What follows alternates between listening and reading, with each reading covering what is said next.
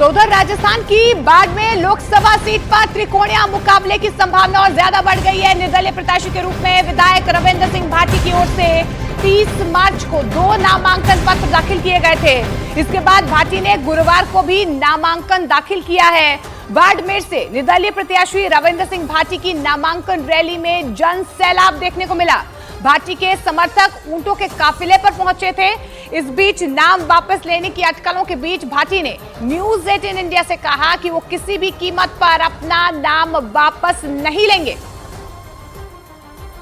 तो रविंद्र सिंह भाटी ने अब बतौर निर्दलीय यहां पर नामांकन भरा है और आप तस्वीरें देख पा रहे हैं कि किस तरीके से बड़ी तादाद में उनके समर्थन में ऊंटों में बैठकर जो लोग हैं यहां पर पहुंचे हुए हैं। ऐसे में यहां पर मुकाबला जो है वो दिलचस्प होता नजर आ रहा है। बीजेपी ने आपसे कोशिश भी की, आप तो हवाई जहाज में मुख्यमंत्री के साथ सफर भी किया, क्या बात हुई थी? देखो साहब, चर्चा और दौर तो हमेशा रहा करें, संवाद हमेशा जारी रहना चाहिए। कई बार मैं उन्होंने कहूँ भी कि साहब हमारी जनता है वो जो आदेश दे है, हमारा पिता तुल्य बुजुर्ग छत्तीसी कौम लोग वो जो आदेश दे है उन्हें उंगरे आदेश की पालना करनी पड़े। और मैं उंगरे आदेश की पालना करी है। उन्हें कहूँ कि मजबूती में चुनाव लड़ो, तो मैं चुनाव लड़ने वास्ते आई। कोई ऑफर दिया सीएम ने आपको? नहीं साहब, ऑफर मैंने चाहिए भी कहीं कौन साहब, 26 साल लड़के ना एक विधायक बना दियो, ये देवतुल्य जनता ये बत्तो तो कहीं चाहिए। मन लगे कि साहब मैं सोचो को नहीं करती बत्तो मैंने ये जनता दियो है, तो मैंने ये गुडम कहीं को चाहिए। आज आप नामांकन दाखिल करने जा रहे हैं, क्या रविंद्र सिंह भाटी की गाड़ी में रिवर्स गियर है?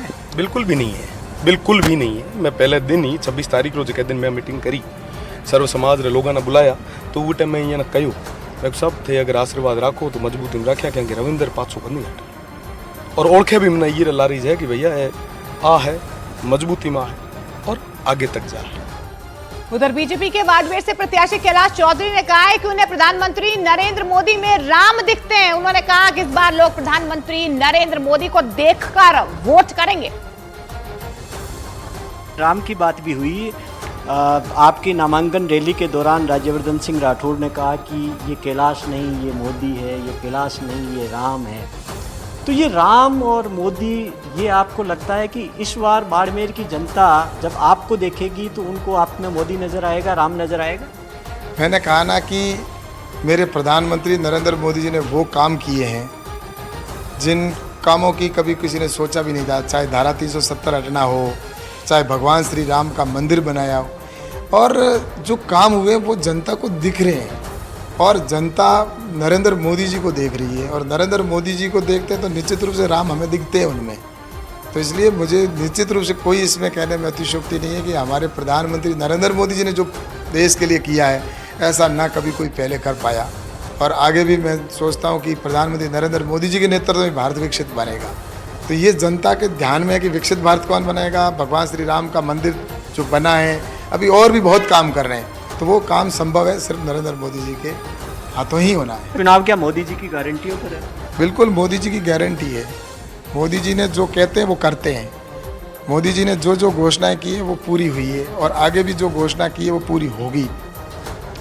और बड़ी खबर आपको बता दें, उत्तर प्रदेश एटीएस ने भारत नेपाल बॉर्डर से 3 संदिग्धों को गिरफ्तार कर एक बड़ी आतंकी साजिश को नाकाम कर दिया है। बताया गया है कि ये तीनों संदिग्ध नेपाल से उत्तर प्रदेश में घुसकर जम्मू कश्मीर जाने की फिराक में थे ताकि वहां पर हमला कर सकें।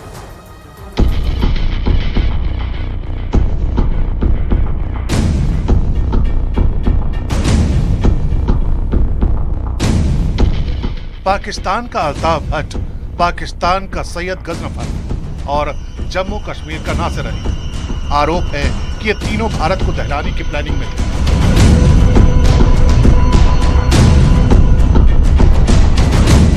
जानकारी के मुताबिक अल्ताफ भट्ट तो आतंकी संगठन हिजबुल मुजाहिदीन से जुड़ा है। उसने कारगिल की जंग के बाद से ही हिजबुल मुजाहिदीन के कैंप में आतंकी ट्रेनिंग ली थी। वहीं नासिर पाकिस्तान की खुफिया एजेंसी ISI के इशारे पर काम कर रहा था।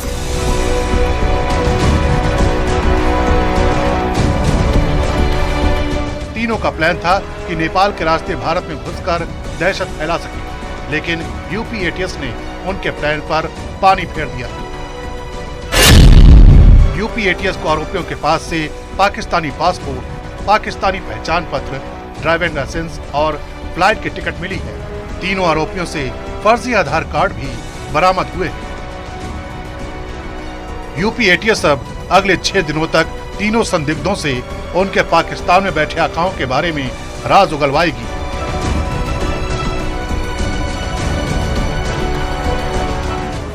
उत्तर प्रदेश के डिप्टी सीएम ब्रजेश पाठक ने बीजेपी कार्यकर्ताओं के सामने अपने सहयोगी दल एसबीएसपी के अरविंद राजभर से माफी मंगवाई है। अरविंद राजभर के पिता ओम प्रकाश राजभर ने गैंगस्टर मुख्तार अंसारी के पक्ष में बयान दिया था, जिससे बीजेपी कार्यकर्ता नाराज चल रहे थे।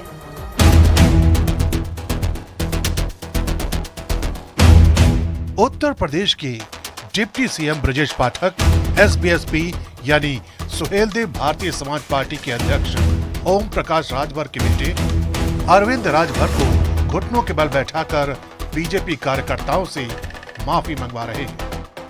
तो सब लोग आशीर्वाद देंगे। एक बार बोलिए जय श्री राम। आधा झुको इसे।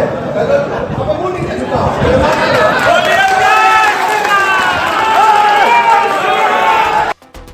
बताया गया कि अरविंद राजभर ने माफी इसलिए मांगी क्योंकि बीजेपी कार्यकर्ता उन पर आग बबूला थे। यूपी के मऊ की घोसी लोकसभा सीट एसबीएसपी के खाते में गई है, जहां से अरविंद राजभर उम्मीदवार हैं और मऊ में माफिया डॉन मुख्तार अंसारी का अच्छा खासा दबदबा रहा है।